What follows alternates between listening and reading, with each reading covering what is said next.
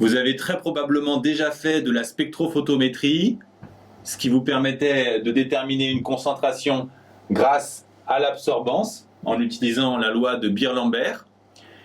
Si vous vous souvenez du TP de spectro, vous aviez au départ un spectre de la solution et vous avez déterminé le lambda max qui était la longueur d'onde que vous avez utilisée dans l'expérience. Quand vous avez un spectre comme celui-ci, vous devez savoir deux choses pour le bac. Si les longueurs d'onde absorbées sont hors du visible, c'est-à-dire hors de la zone 400-800, alors la solution sera incolore.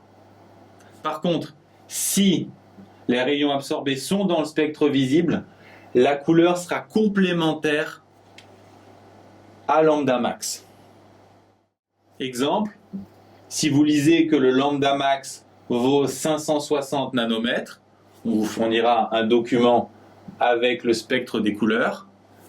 En face de 560, vous allez tomber dans les violets rouges. Si votre lambda max vaut 450, votre solution sera jaune. Autre rappel de première, plus une molécule contient de doubles liaisons conjuguées consécutives, plus elle a de chances d'être colorée. Je vous rappelle que des doubles liaisons sont conjuguées quand elles sont séparées uniquement par une liaison simple. Ici, il y a 10 doubles liaisons conjuguées consécutives. La molécule est colorée, elle est violette. Remarque importante, si cette double liaison était simple, on aurait alors 9 doubles liaisons conjuguées, mais elles ne seraient pas consécutives. On aurait 3 groupes de 3 et la molécule serait très probablement incolore. Toutes ces informations sur les molécules organiques sont qualitatives et même approximatives, voire très approximatives. En fait, en terminale, pour identifier une molécule organique, vous allez utiliser deux nouveaux types de spectres, le spectre IR et le spectre RMN.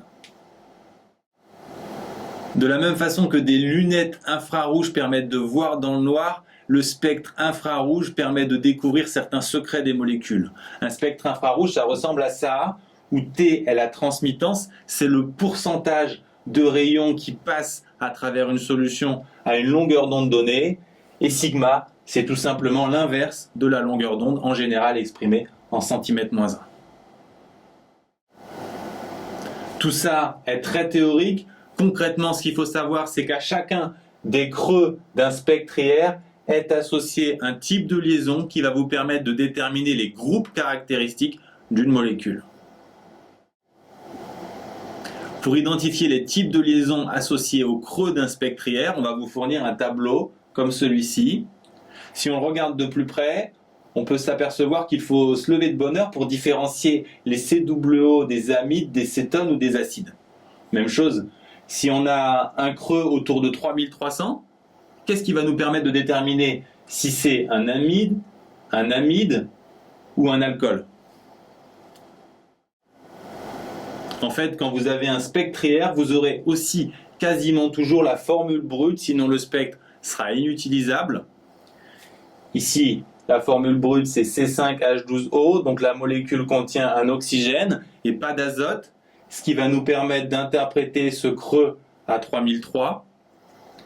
Puisque la molécule ne contient pas d'azote, ça ne peut pas être un amine ou un amide, ça sera donc forcément un alcool. Si maintenant on interprète ce creux à 2900, le tableau nous permet d'identifier la liaison, qui est une liaison CH, ce qui n'est pas surprenant au vu de la formule brute. En résumé, ce que nous apprend le spectre IR, c'est qu'on a affaire à un alcool. Par contre, il ne nous donne aucune indication sur la chaîne carbonée. Est-ce que c'est un pentane, un ol, 2 ol, 3 ol, ou alors un méthylbutanol? Pour ça, il faudra s'intéresser à un autre type de spectre, au spectre RMN. Donc retenez bien, si vous avez plusieurs documents, si on vous interroge sur les groupes caractéristiques, vous pouvez utiliser le spectre IR. Par contre, si on vous interroge sur la chaîne carbonée, allez tout de suite au spectre RMN. Deuxième conseil, quand vous devez interpréter un spectre IR, ne vous jetez pas sur le tableau. avec 2 creux, vous allez pouvoir répondre à la plupart des questions.